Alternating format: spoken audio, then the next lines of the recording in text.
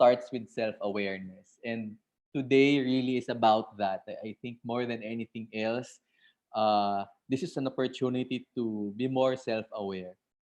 And why self-awareness? I'm sure everyone here has the desire to make themselves better, has a desire to grow, has a desire to improve oneself. And self-awareness is your first step to that. Usually, di ba, when you want to go somewhere, for example, you will ask your friend, how do I go to Cubao? Or how do I go to Baguio?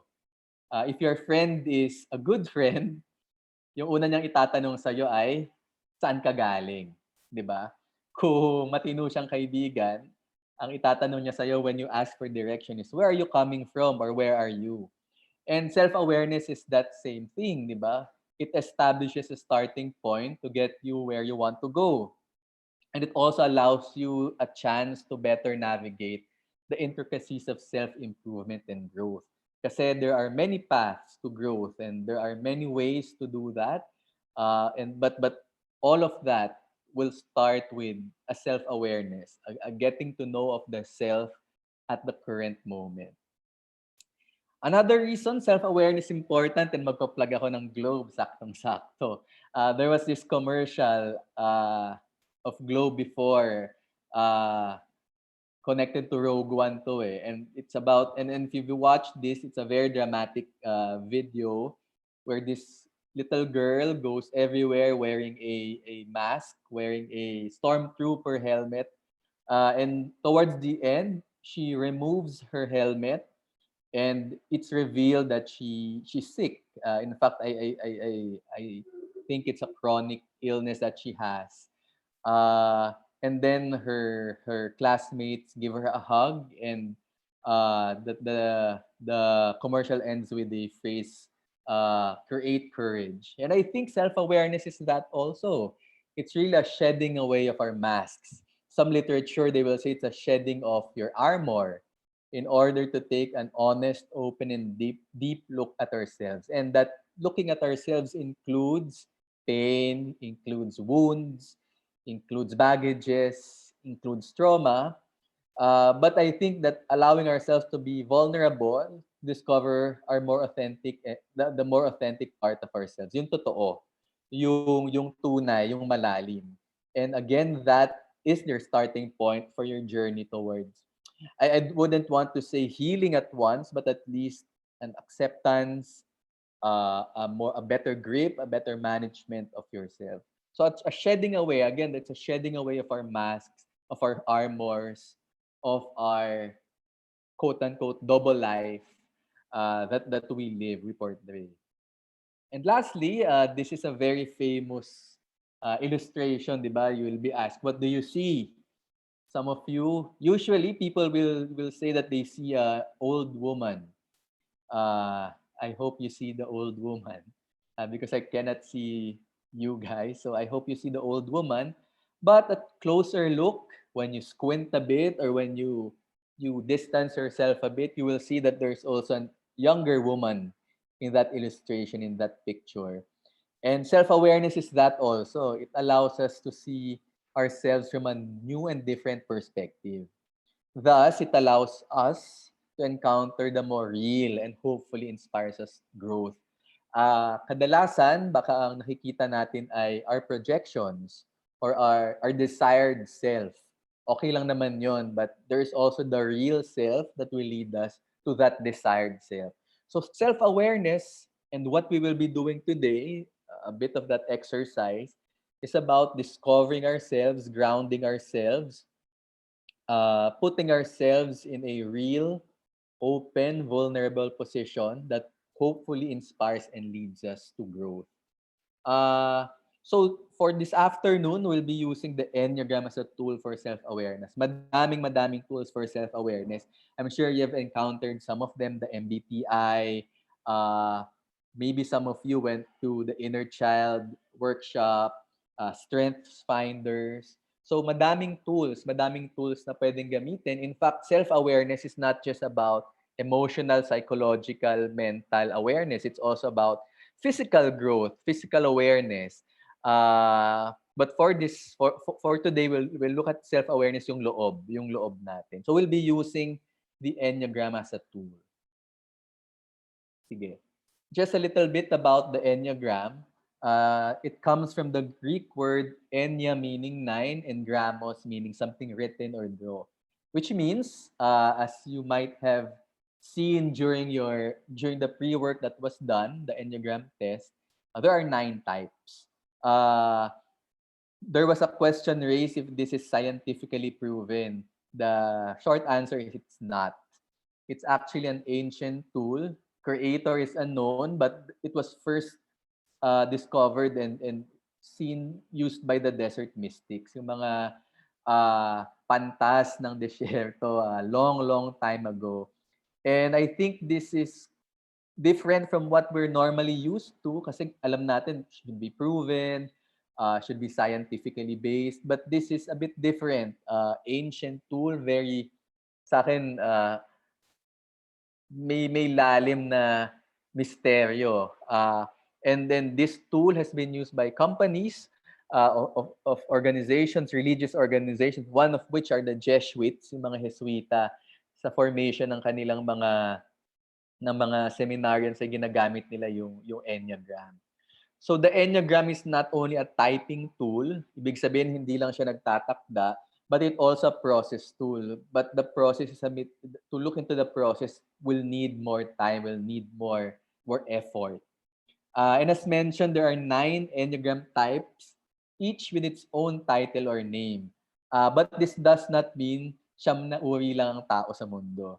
What the Enneagram suggests is that you can sort of put into 9 categories certain dispositions, certain attitudes of the people in the world.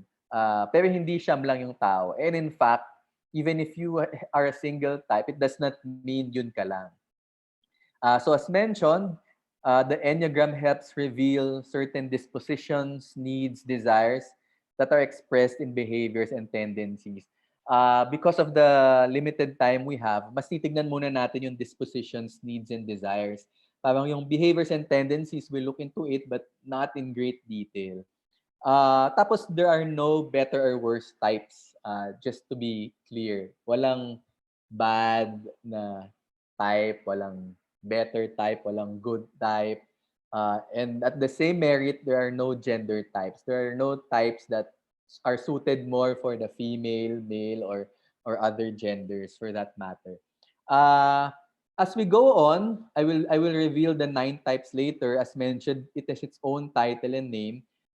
It's one thing that you can gauge if that type appeals to you or is close to who you are. If the title itself already steers a certain reaction, it might suggest that that's close to you, that type is close to you or close to who you are. Sige, some reminders lang. Para hindi tayo masyadong makulong sa or ma-obsess masyado sa mga lalabas tungkol sa Enneagram. First of all, the Enneagram does not define you. Hindi ka niya itinatakda bilang ito.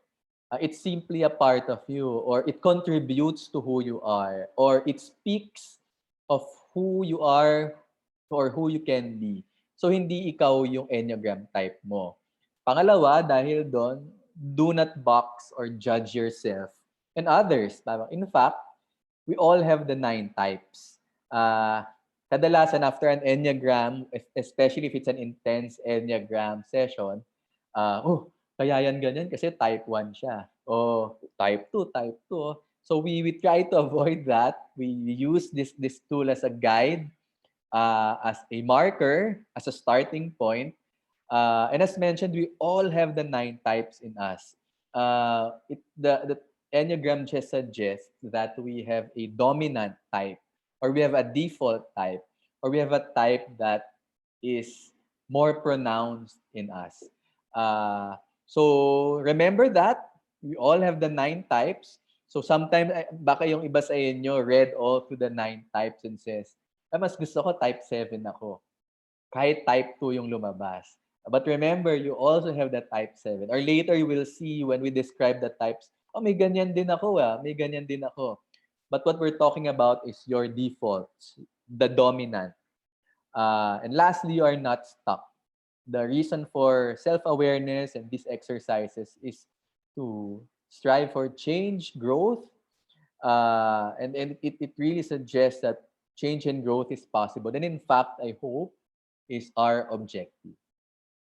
Sige, so we go through the Enneagram type. Touch, baka you can do the poll. I just want to see what the composition of types are. So you did the test. If you did the Enneagram test on the website that was sent to you, kindly choose.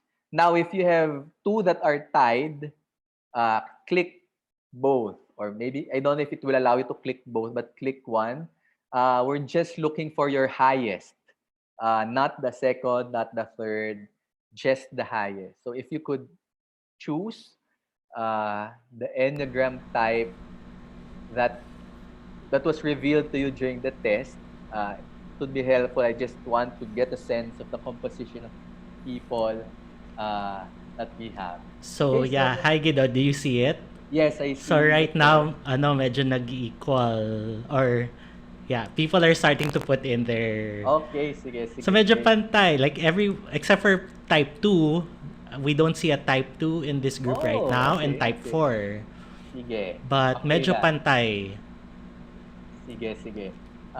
It would be it would be nice if we would see a mix. Pero usually there, because we're not a very big group also, pwedeng meron talagang wala.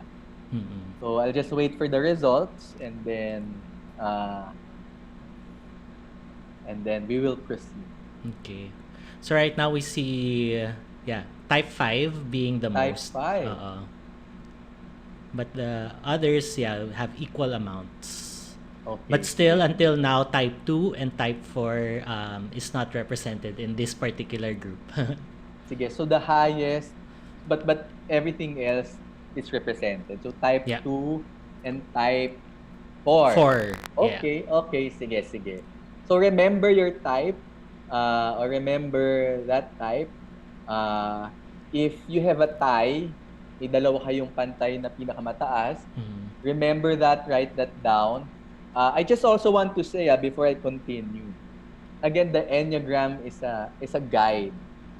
But at the end of the day, you will define, in a sense, what type you are. Hindi naman foolproof yung test as mentioned. Even scientifically proven or scientifically studied typing tools or self-awareness tools will still have its flaws, may outliers and all.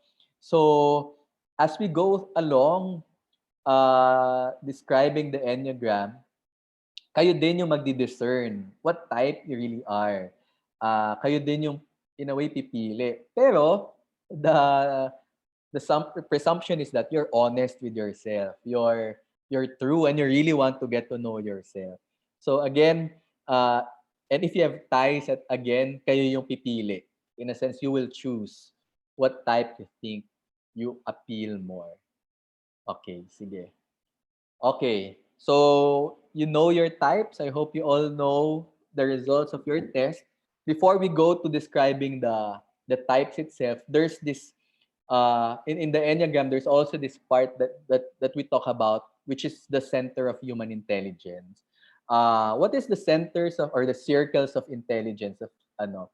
Yung circles or centers of intelligence is an intelligence is a source, is a bias maybe that we tap into to make decisions and take actions. In other words, uh, when faced with a decision or faced with a need to act, we tap a part, one of the three, to activate it or to guide us or to trigger us. So there are three centers: the head, which is also called the thinking center. Uh, there is the heart or the feeling center, and a gut or body or the instinctive center. So as tulad nung sa Enneagram, everyone has access to all three centers. Everyone uses all the three centers. but we have a default or a dominant. There is in other words, there is something that we instinctively go to when we decide or we take action. So we look into that. So the first that we look at is the head center. So if you are a type 5, 6, 7, sabi kanina madaming 5 dito eh. And maybe there's a reason ba't madaming 5 kasi medyo geeky stuff yata 'to.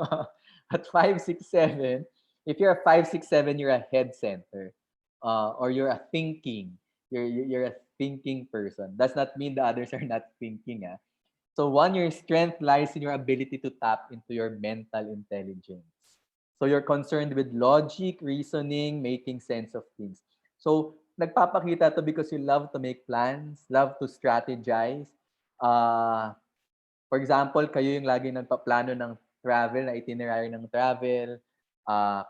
Kayo madalas yung nag-iisip ng way, the business model for entrepreneurs.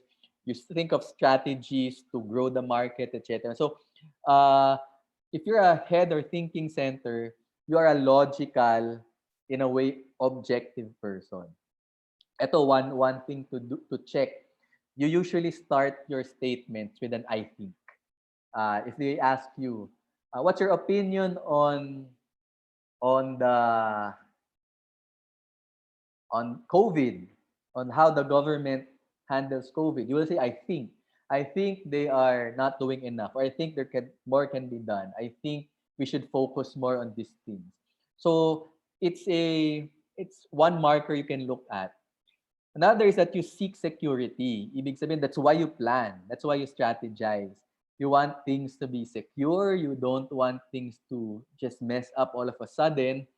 And because you seek security, when you talk about security, it's also about the security in the future. Di ba parang, what will the future look like? I have to plan for that future. I have to think of strategies. I have to think of ways so that the future is secure. And of course, your issues is insecurity and anxiety. Uh, when there's uncertainty, so I think a lot of head centers right now are having a difficult time because things are insecure and we become very anxious about what's happening around us. We don't have a certain control of things, or of the situation around us. So if you're a 5, 6, or 7, you're probably a head or a thinking set. You have you're a head person or a thinking person. Again, this does not imply that the others are not thinking or head centers. Okay, the next center of intelligence is the heart. And is also called the feeling persons, mga feelingero at feelingera. Your gift is your ability to tap into your emotional intelligence, so EQ. And you are very empathetic and have the ability to sense and relate to others' feelings. Sinasabi nila minsan, pag nakausap nila yung tao, alam na nila that this person is going through something.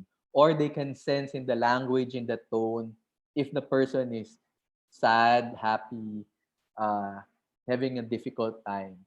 Uh, and these people, they can put themselves into others and they want to take action in terms of that. Now, if sa thinking kanina, I think, dito sa feeling, I feel. So, kahit tanungin ka, this is a very funny story, a friend of mine, kinikwento niya. Tinanong ako what do you think about this project? Yung sagot niya, I feel this project is very innovative, etc., etc. So the unconscious will usually use this language, I feel, in order to make sense of things.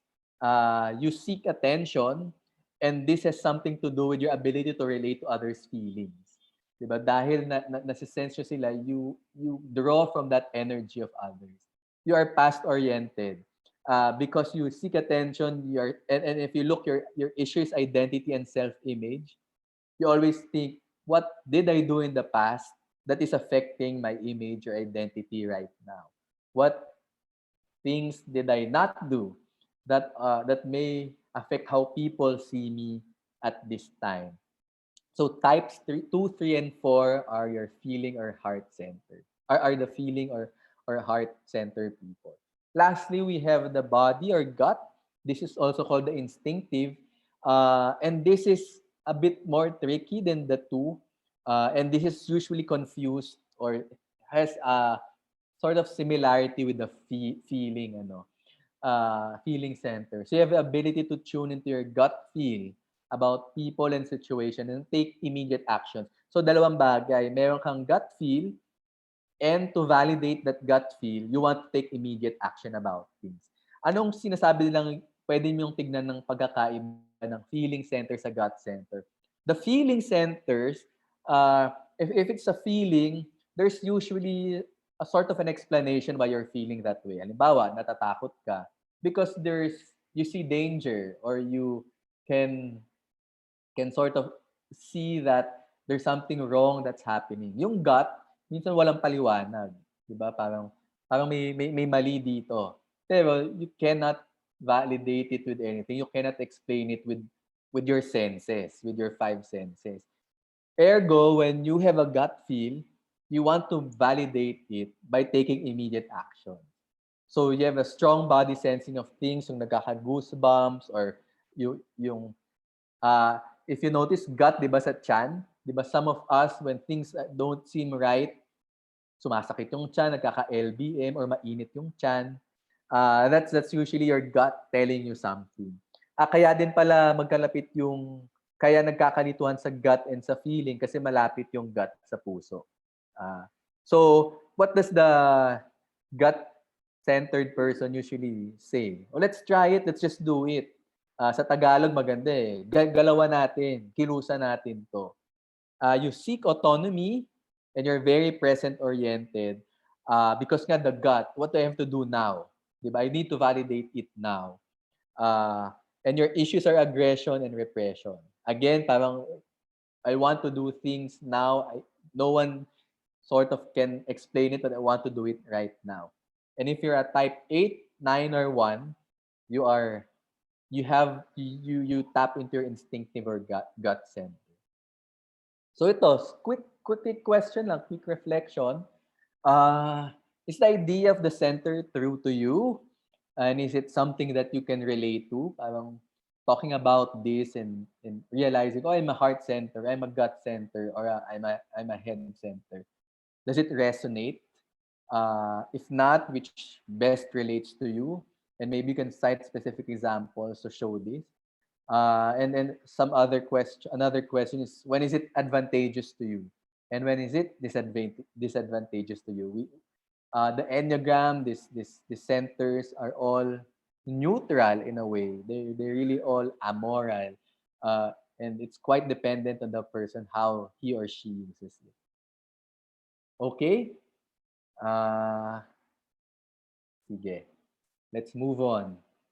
So we'll go to the Enneagram types as mentioned. We'll go through 9 types.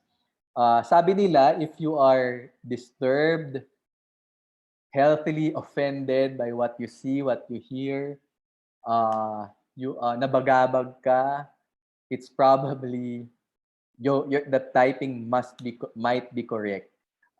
Usually, it's the negative side of things that will identify us more. The positive kasi parang mas madaling yakapin yun eh. Pero yung quote-unquote negative sides, yun yung medyo mas mahirap nating tanggapin. Pero pag totoo tayo at parang it moves us, then it says something about how quote-unquote valid this typing is. So, Dr. Jekyll and Mr. Hyde, we all have this. This novel is not about a monster, but it's about a monster and a man that is inside everyone. So sa Enneagram, tawag nila dyan virtues and vices. We won't go through that in detail now kasi nga we don't have enough time. Sige. So we'll go to the 9 types. First, the type 1 is called the reformer. You're individuals that are perfectionist, principled, and idealist. People who have uncompromising and very high moral standards. In fact, uncompromising black and white pa magtingin ng reformer. Meaning, the law is the law, what is written, we follow instructions. So the reformer is this. May pagka-OC daw ang reformer. So there's a statement for all the types that sort of describes how they will feel loved. Lahat naman tayo, di ba, gustong ma-love. So for the type 1, yung statement niya to be loved is, to be loved, I must always do what is good and what is right. High moral standards. If I am able to do this, no one will ever find me at fault. So kung walang maisusumbat sa akin na may ginawa akong mali, mamahalin ako. That's how it's interpreted. Your fear is to be corrupt or evil or being defective or flawed. Perfectionist eh. And because the moral standard is high, ayaw ma-associate with being corrupt or evil. Your desire is to be good and full of integrity and to have balance and orders. Your compulsion is to be perfect, OC, even with instructions, even with schedules.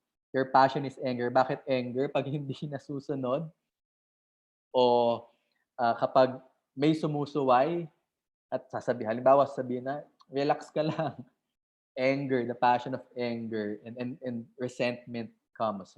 But why are others not following? Why is it only me that's following? Everyone else is wrong. I'm only the one who's right. But people don't respect me for that. Self-definition is I am reasonable.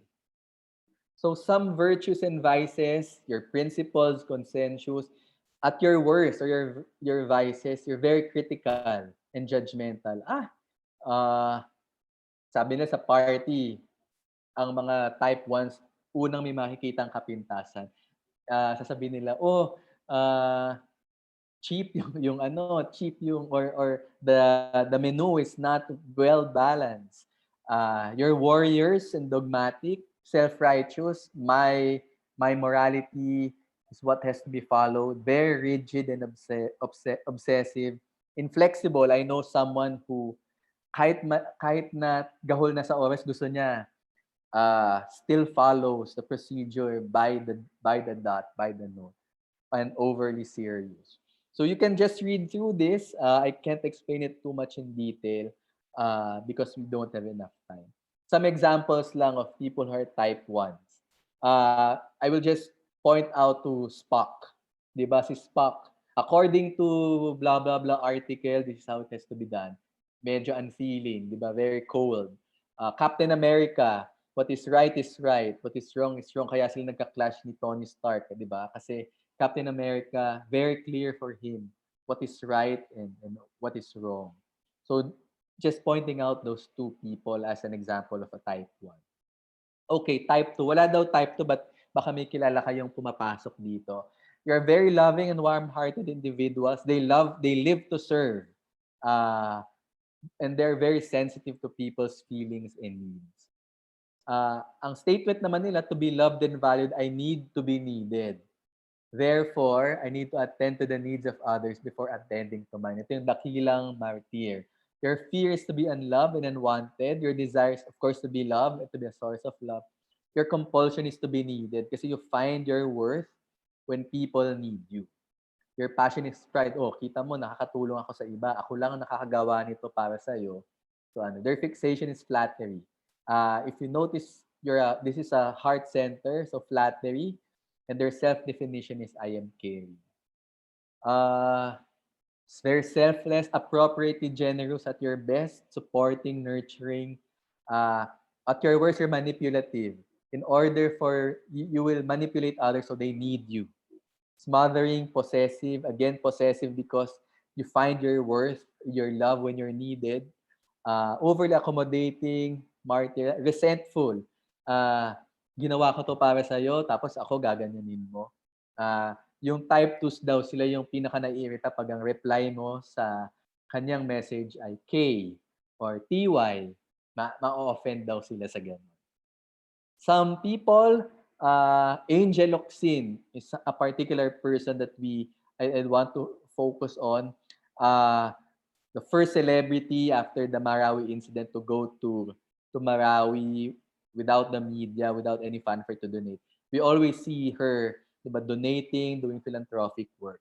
So, si Elsa, diba? I'm always here for you. You can count on me. That's why I'm here to help you, etc. To the point na invasive na yung kanyang pagtulong. Okay, type 3. May mga type 3 ba dito? But type 3s are very ambitious and motivated by success and being the best. Highly, highly competitive people. They are highly driven and highly competitive, making them very inspiring and empowering. Sila yung, kaya natin to, we can do this. We just have to put our heads together, we can go to success. So, eto, to be seen as successful and to earn achievements makes me worthy of love and affection. Ang fear nila to be worthless or without inherent value. Their desire is to be admired. These people are quite vain. Their compulsion is to be a success. Their passion is deceit. Bakit? I will do everything in order for me to look successful. I'll deceive people. I will dress the part. Uh, and their self-definition is, I am admirable. So at their best, you're very enthusiastic. You are able to inspire the team, very empowering, generous motivators, self-motivated kasi nga driven by success. But at your worst, you're vain, narcissistic, overly competitive yung kwento dyan. Naka 98 ka, pero naghahanap ka kung sinong naka 100. Kasi you want to be the best. You can be ruthless because the success and the goal is more important. I will be ruthless. Do what I must to get what I need. Okay, some examples. Lea Salonga, ito, 'di ba? Si Imelda Marcos, 'di ba? Beauty, what is goodness? Goodness is beauty. Uh, Harvey Specter, 'di ba? Very competitive, very, 'di ba, will quote unquote, will manipulate things, will go to certain lengths really just to win, 'di ba? Sila yung Michael Jordan, if you watch the documentary about him, 'di ba? I-trash talk mo siya, you did not give me the MVP. I will prove to you. So these are the people who are really really driven by success or the image of being successful. Okay, the type 4. The type 4, the individualist, they see the world as a medium for emotional expression. They have the desire to be unique, so they're highly creative and artistic. So type 4, they say, are the medyo rare type. So if you notice, I don't think there's a type 4 in this group. I've run other sessions na walang type 4. They're quite rare. Dahil nga, they have that huge desire to be different. It is through expressing my unique and different self that I become worthy of love and affection. So kung kahit iba ako, ayan, tingnan mo yung fear niya to have no personal identity, to be normal. If I'm just like any others, I am worthless. So their desires to find themselves, and these guys are very dramatic, emotional people.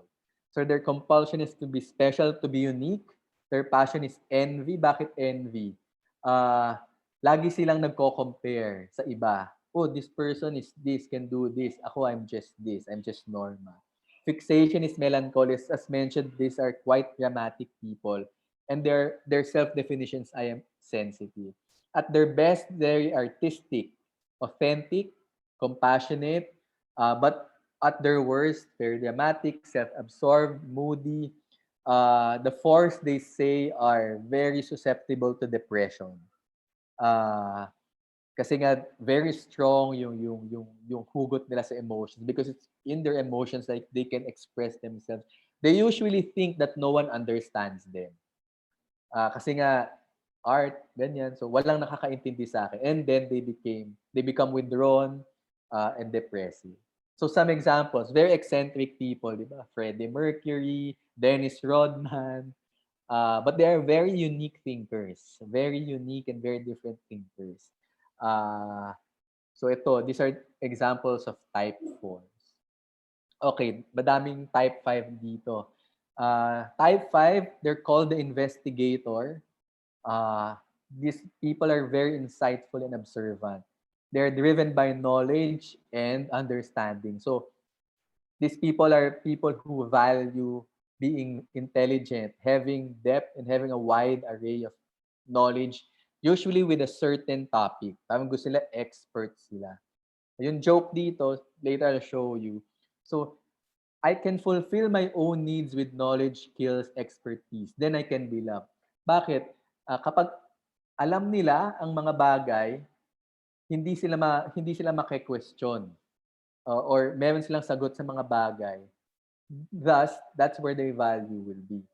And if they don't know enough, they will be helpless, useless, and incapable. So yan yung fear nila. Their desire is to be competent. Compulsion is to know. Stingy. These people are stingy. And their self-definition is to be perceptive. O at your best, you're very wise, objective. They say the type fives are people who do not jump into the situation. They will take a step back, observe, kaya calm in crisis, self-contained, thorough and rational. They will observe, study options, and then go into the picture and make a decision. Which sometimes mean at their worst, they become very arrogant. Oh, napag-isipan ko na yan eh. 'Di ba? Kanina pa kayo nang wala namang kwenta yung sinasabi mo. Ako napag-isipan ko na 'to. They can be very mean, emotionally unavailable kasi nga rational, very critical and stubborn, hoarders. Hoarders of information, hoarders of things, hoarders of books, hoarders of titles. Sabi nila, there are a lot of type 5 geniuses. Type 5s are geniuses, but type 5s are the ones who will take an MA in this and that, and take a PhD in this and that, and just continue and continue. Yung invitation actually sa type 5 is to take action. Usually stuck lang in knowledge ang type 5.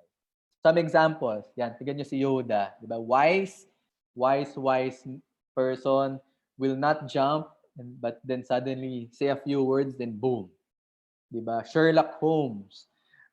So you see geniuses here, people who are very obsessed about learning, will spend much time becoming the best at their field. Jane Goodall, for example, has been working with chimpanzees and apes for the longest time. Okay, type 6, the loyalists, they're called the loyalists, very responsible, reliable, and hardworking people. Ito, they usually attach themselves to a person or idea and work hard in order to maintain and strengthen their relationship, because that's where they will draw their identity and security. So, ito yung statement nila, it's only with the guidance, support, and the security I get from others that I believe I am loved. So, the loyalist, by its name, needs to attach him or herself with an idea. Doesn't need to be a person, can be an idea, an advocacy, and then they will be able to find his or her worth. So yung fear niya is being unable to survive on his or her own kasi nga reliant siya. Desires to be secure and safe. Compulsions to be accepted kasi nga may identities with others. Their fixation is cowardice, risk-taking, and their self-definition is reliable. Yung type 6s daw ay ideal partners kasi loyal. At their best, they're very compassionate, dutiful, and reliable. But at their worst, they can be paranoid. Ay, baka iiwan ako nitong taong to. That's why they become controlling, they become insecure and suspicious. Bakit kaya hindi nagre-reply sa akin to? Baka ayaw niya na sa akin. They become timid, they're not very assertive of what they want. At actually, dual tong taong to eh. They can be very reclusive, but they can also be very rebellious. Pumuputok ang type 6. Some people, Adolf Hitler sa type 6 was obsessed with with their superiority as Germans, and look what he did. Mike Tyson, and a very big example of Mike Tyson, when he lost his longtime coach, doon siya nagwala. Doon siya got into drugs, doon yung Evander Holyfield incident, Bono U2, di ba? Siya yung gel eh. U2 is one of the few bands who are still intact for the longest time. Okay, type 7. I'm a type 7, by the way. These are people with high energy, always enthusiastic and optimistic. Sinasabi nila sila yung medyo life of the party, mahilig sa attention. Very excited with the pursuit of new ideas and activities. Usually, they engage themselves in many things. Entrepreneurs daw. Many of the entrepreneurs are type 7s. Get excited by new ideas, get excited by new things to be done. So to be loved is to be happy, satisfied, free, and to be without troubles and pains. So sabi nila that type 7s will do so many things to avoid uh, being in pain or confrontation or to be deprived. Their desires to be happy and joyful. Their passion is gluttony. Their fixation is planning. May isang interesting thing about type 7s. Ganito sila kaano. Sila daw yung pag tinanong mo, do you want to join us for dinner on Sunday? Ang sasagot niya, wait lang, I'll get back to you. Because he or she has to check if there are other events that he or she might miss. So, kailangan, gusto niya mapuntahan as many as possible. At your best, you're optimistic, entrepreneurial, imaginative, charming, and confident. But at your worst, type 7s are people who start but never finish. Start, get excited, but have a difficulty maintaining their energy in one thing. Get scattered, overly talkative, uh, easily distracted. And can become also quite insensitive. Kasi my happiness, I just want to avoid pain. Okay? So Peter Pan is your classic example of type 7. Diba? I don't want to grow up. I don't want responsibilities. I just want to have fun. Kahit there's a pretty girl in front of him, I don't want to be committed. Uh, type 7s, one of the old terms for type 7 is the adventurer. So Emilia Earhart is one, di ba? Just dared to do all these things or to fly her plane wherever. So type 8 are called the challengers. They are strong, assertive individuals, uh, and they are constantly challenging the status quo. They are driven and are headstrong to get things done. The type 8, medyo magkapera siya ng type U, pero the type 8 has an obsession with power, wants to be in control. So I have to be constantly in control and strong in order to be loved and accepted.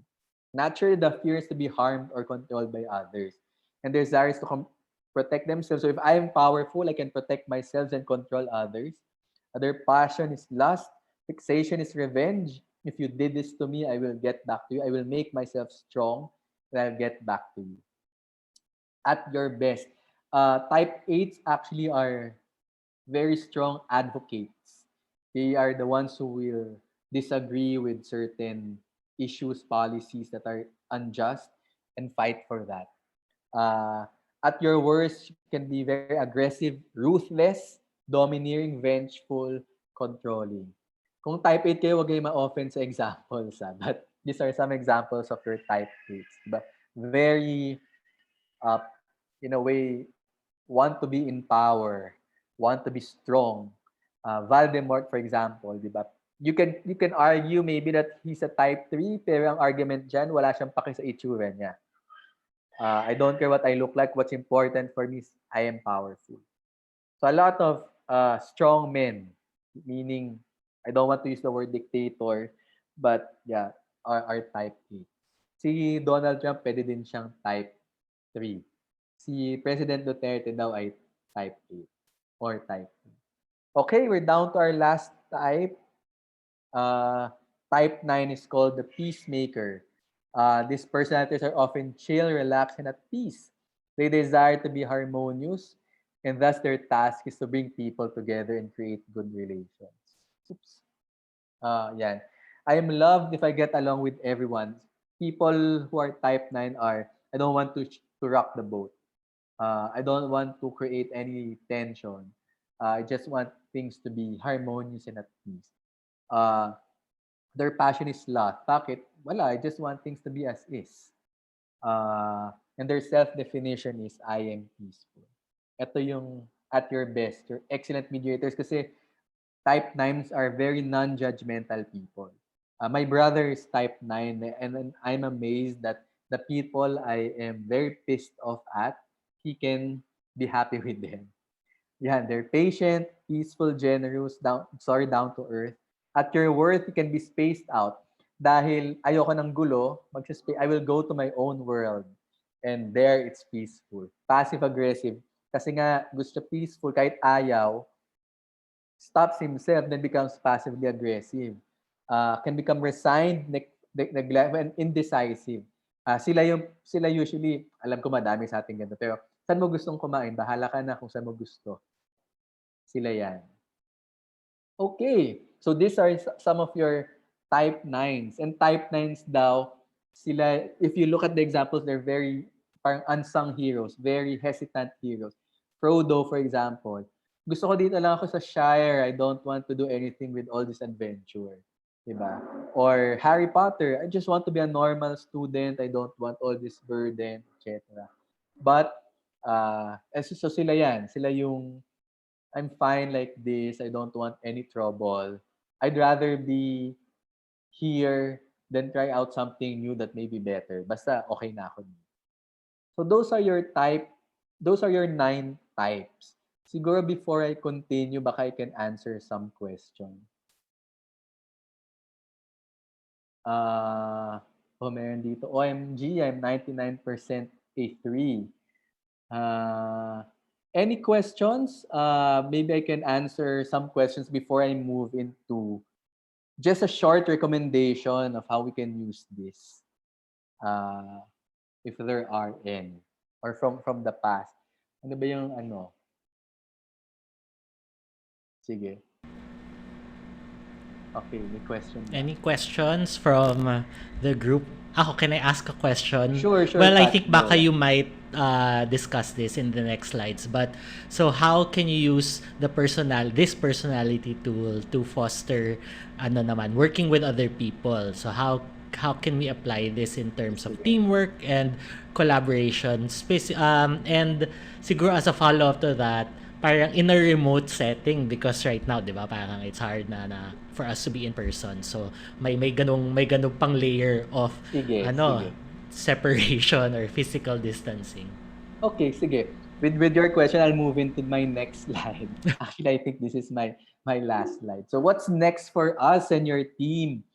I think dun sa question ni Patch, first, that self-awareness hopefully leads to self-acceptance and leads to self-management. Sabi nga nila, self-mastery pa yung isang salita. And I think before you can manage your team, or before you can create a better way to address your team, is to first realize what your tendencies are, di ba? What triggers you? Usually yan eh. May triggers eh. And sometimes it's not, yung galit mo halimbawa, it's not founded on something that's worth it. Pero na-trigger ka lang. Halimbawa, type 1 ka, medyo OC ka. You just saw someone move one of your things away from where you want it to be, and then you get very upset about it. So you ask yourself, oh, is this me, or this worth this worth being angry, or this is just sort of my type, my instincts taking control of me? Kasi 'di ba, if you are not able to control your tendencies, your instincts, they take over you, and then suddenly it's not you really who's deciding or taking action, but it's these instincts, it's these tendencies. So the question after there's what do you stop, what do you start, what do you continue? So yan, our awareness, especially of our needs, therefore invites us to catch ourselves. Parang hulihin yung sarili. A classic example, while driving, halimbawa, may nag-cut sa'yo, magiinit yung ulo mo. Catch yourself. Why am I angry? Is this just my impulse that naisahan ako? I'm highly competitive. Ayokong nasisingitan ako kasi competitive ako. Oops. Then I'm able to catch myself. And I think this applies to your team as well. To be able to catch yourself even if it seems good. Halimbawa ako, type 7 ako eh. So, lagi ako nakakaisip ng new ideas to do. But I have to catch myself. Parang, is this the important thing to do? Or is it just my being type 7 that I'm excited?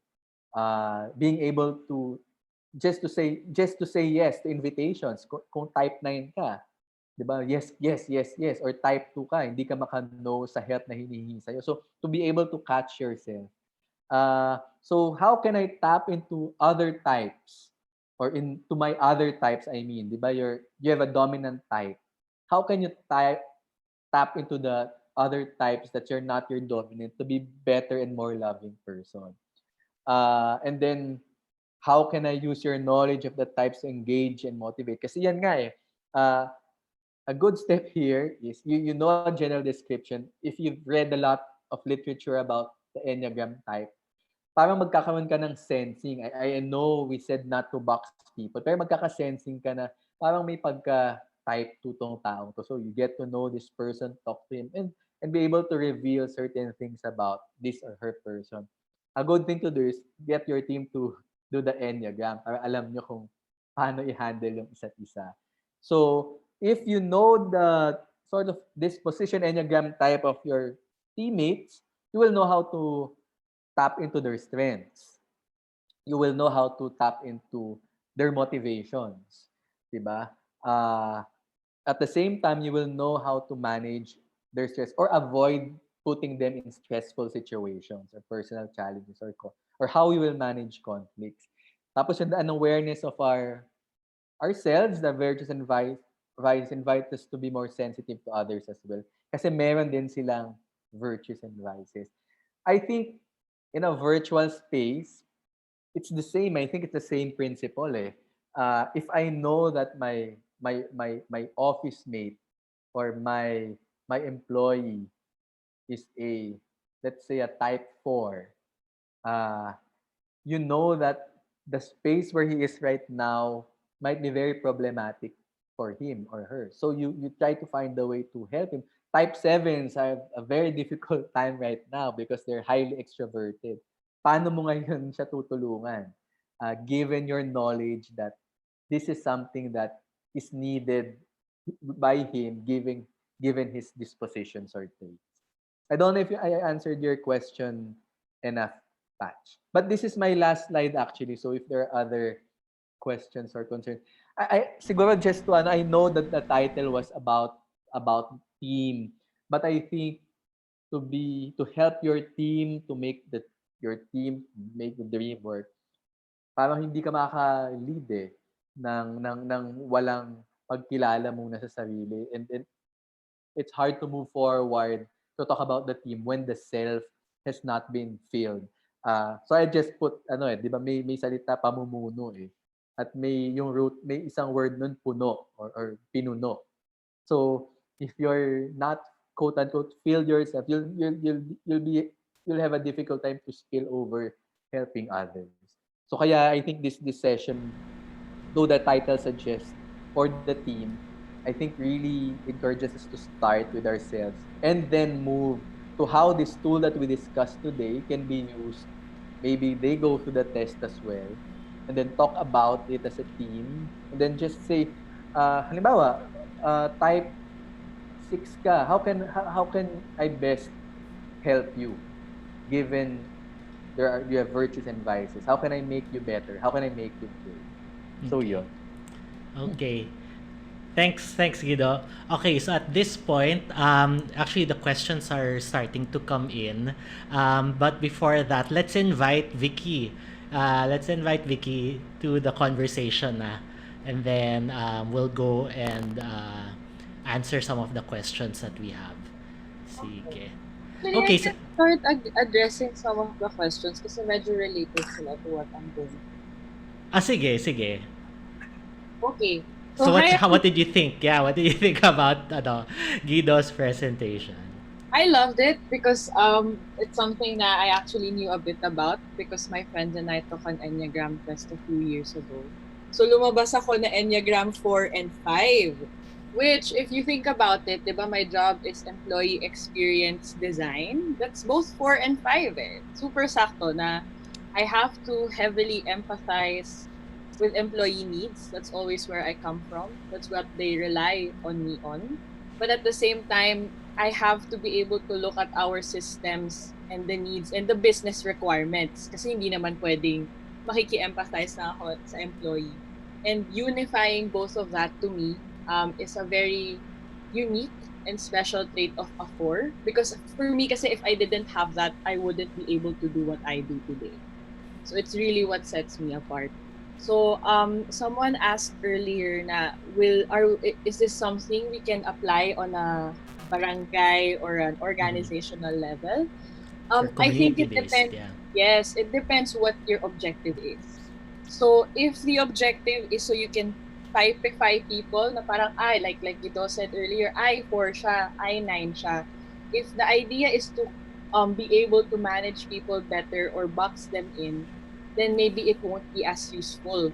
But if the mindset is um how can we all work better together, then I think it will be very fruitful. Kasi sa Globe, what we did is not Enneagram. I think we did MBTI before, but the most recent one is Strengths Finder. So very similar siya to Enneagram in that, people will be grouped into certain traits, things like that. So the more awareness that we had, mas madaling mag gel well with other people and to identify what's not there. So for example, I'm a leader who's 4 and 5, and someone asked this then, will it be more difficult for a type 4 to lead? The answer is no. I think there's a very specific gift there. I think all the types have their own specific gifts in terms of leadership. And I think yung gift ng 4 is yun nga, very creative, is not limited by what's there, very unconventional. But at the same time, I also know that I have a weakness for action. And knowing which of my teammates are execution oriented, then that would help me get out of my box of overthinking. Kasi imagine I'm both 4 and 5. That's definitely that I live in my own The, bubble enneagram. So ako, when I need to have a project to have legs, I always pull other people in na I know are activators, and would do well to run the program with me. I think if there's any takeaway na I'd like to share with you guys, it's, di ba, teamwork makes the dream work. And I think I realized lang with my work in Globe that a lot of our staff, employees, and team members are relying heavily on us and our companies, not just financially, but also emotionally. I think psychologically kasi when a lot is uncertain in the world, a lot is uncertain even with the way that the government, local or international, are dealing with COVID. Parang yung yun na lang yung constant in their lives. And so I think I don't know if you guys feel that, but I definitely feel like they are asking more than what we are used to providing in terms of emotional guidance and engagement. So parang the question in my head is how can you use Enneagram to make teamwork, you know, work? How can we translate teamwork to make the dream work in this context? And I think one way is to start with self-awareness. Now, what can you provide as an individual? I think Guido has given us very good insights as to what the strengths and weaknesses are. And you always have to act from a place of strength. I'm a type 4 and 5. I have moods where I'm happy to spend time with people, but definitely I have moods when I want to retreat. And so I set my team up in such a way that our type, I think that was 7, the happy-go-lucky types who like, or the 6s, the very socially oriented ones. I give them also the spotlight na, sige, mag-set up kayo ng inuman, mag-set up kayo, let's have games, let's have fun together. Because I think a lot of people are feeling burnt out in this environment, and it's not just because of the leaders, it's really just everything else. And I think we owe it to our team to allow them space also to have fun. So that's what I would suggest in terms of applying that. I think another thing is in Globe, um, I mentioned to Patch na the way we engage our people is very decentralized. So I think yung context ko kasi is very different. So I'll draw from my previous context na lang, which is where I work for a boutique branding studio na 10 lang kami na startup, di ba?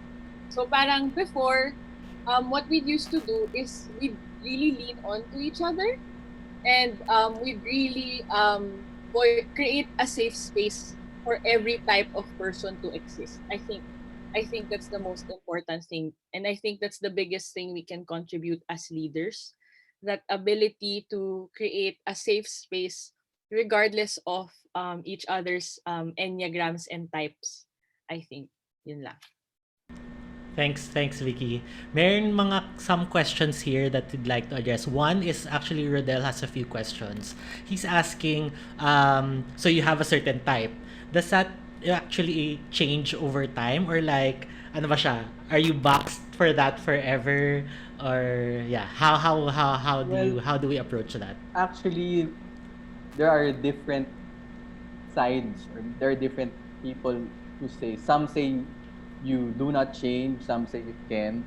Uh, but they say una-una the enneagram has to be taken when you're a bit older. Pag bata ka pa yan, definitely mag-change pa yan. But there are a lot of literature that say you don't necessarily change, but what happens to is that you're able to tap better other types. Kaya feeling mo, ay, umuusog na ako sa type 9 or sa type ano. Ibig sabihin nun, mas natatap mo na yung qualities ng ibang type. I think what you really have to look at is the motivation and desire. Parang yung to be loved ba? To be needed pa din ba yung talaga? Or is it still a need for security, etc.? So, mas yun yung tignan. If you look at the traits of the virtues and vices, may magkakaparehas yan. So, I think if it seems like you're changing, it's probably that you're be able to tap into other types. He says also that with his results, parang 1 point lang yung difference with 5 and 9. So parang if you take the test and then very very close lang yung difference ng two types, how do you deal with that? Parang is it Sa totoo lang, hindi siya masyadong nagmamatter. Again, I just think that you have a better awareness and a better way of tapping. No? In other topics, meron pang integration, disintegration yan. So yun, ibang topic pa yun. Yung kay Vicky, yung may 4 tsaka 5 magkadikit, may wings pa yan eh. May ibang discussion pa on wings. Eh. So yun. okay? Wait lang, when it comes to leadership, will it be more difficult for a 4 or a type 9 to lead than those with type 3 or 8? So when it comes to leadership, like yes, there are some times that are maybe inherent or like by default they're more action oriented or leadership oriented depending on how you define what leadership is for the group. But yeah, parang how would you what would you say for like other types who might think that, oh, my type is not a leader? Ako, as mentioned, there's no better or worse leader or worse, walang ano yan. It's really how you use your strengths, your virtues, your vices. Kasi in any situation, mediation, that's a leadership role. So a type 9 will be actually good for that, diba? So iba-iba. Wala siyang ganun na mas leader to, mas leader. Hindi na yan yung, kasi even the definition of leader right now is different na yun. Yeah. Hindi na siya dating the leader, dapat mapasunod mo lang. Hindi na ganun. The definition of a leader has changed. And if there's something that also I feel like for me after with your talk na and Vicky's insights then like I could take away is that you know each of us, 'di ba, iba-iba talaga yung personality makeup natin. And the self-awareness is very parang it's the first thing to managing teams. Being self-aware, knowing both your tendencies, yung the Jekyll and Dr. Jekyll and Mr. Hyde, and catching yourself and seeing how you can be better as a person. So like for example, parang the test that I did before, I was 1 eh. So parang sometimes I get overly critical because perfectionist nga. But sometimes when I get to that point, I catch myself and say like, okay, maybe do I have to be overly critical at this point in time? Yung ganun. So, and then I start to take on from a different personality type or be more mindful lang. Ayun, that's how I get to apply it. I think that's the gift that we want to reap out or to get out of this self-awareness exercise. It's really to become more mindful about how we go about what we do. Okay, before we end, actually, I know we went over time. Do you have any last questions from the attendees, please put it, share it in our chat or Q&A. If none, we shall close this session. But yeah, any final questions before we end? While we're waiting for maybe some questions, any final words from our guests, Guido and Vicky? Let's start with Vicky. Yeah. I think for me, because I love these tests, I love enneagrams, I love MBTI, I even love astrology. So because I tend to live in my own head, so I need frameworks to understand other people. And I think that's always the reminder that the purpose of these things is to help us relate to each other better.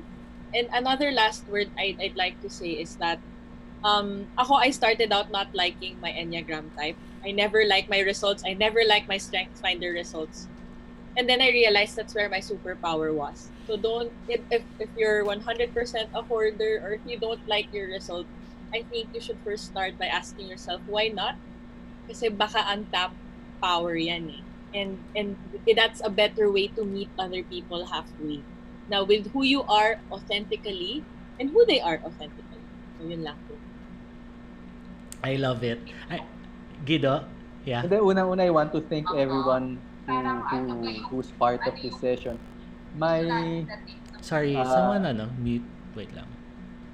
Okay, go ahead. Yeah. Just a reminder that this is a good starting point. Again, Sorry, parang someone's Wait. okay, sige. Okay, thank you. Sorry, please go ahead. Just that this is a good starting point. This really is a step, a grounding for us to get better, to grow, and in that way also help others grow. So parang yun lang. Okay. Thank you. Actually, ako naman, nice what Vicky said about the things. I remember this I think speech by I forgot his name, the guy who played Dear Evan Hansen, when he won like best actor. He said like what makes you different is the same thing that would make you powerful. Something to that effect. And it's very very very very nice takeaway na we might feel like being face to face with our true self, like our Enneagram results or whatever result it is. Parang sometimes like I don't want to be this person. But if you look closely, di ba? Parang why not think differently and use those same uniqueness to your strengths. Very nice. Okay, so before we end, I'd like to thank our speakers and guests and friends for participating in this afternoon session, and also to all the attendees who attended. Thank you for spending the afternoon with us. Just allow me to make some few announcements before we close. We do this every time. We have some upcoming events that's happening like in 2 weeks. So usually, Spark is hosting a couple of learning events in the next months and weeks. No, so our next session is a workshop.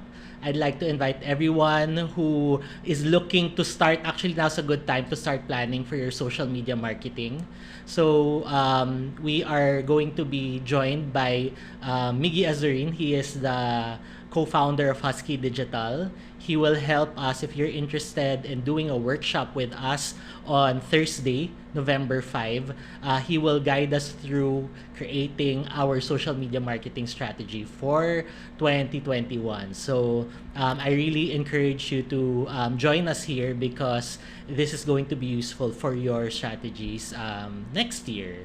And then please also spend some, I hope you could also, answer or fill out our evaluation form so you can help us improve our upcoming sessions. And also, there's also a portion there where you can also suggest what other learning topics we can cover in the next sessions to come. Before we end, and if you like also what we did this afternoon and you want to learn more and like learn more about how you can respark or how you can help your organization bounce back during this time, I invite you to go to sparkability.org.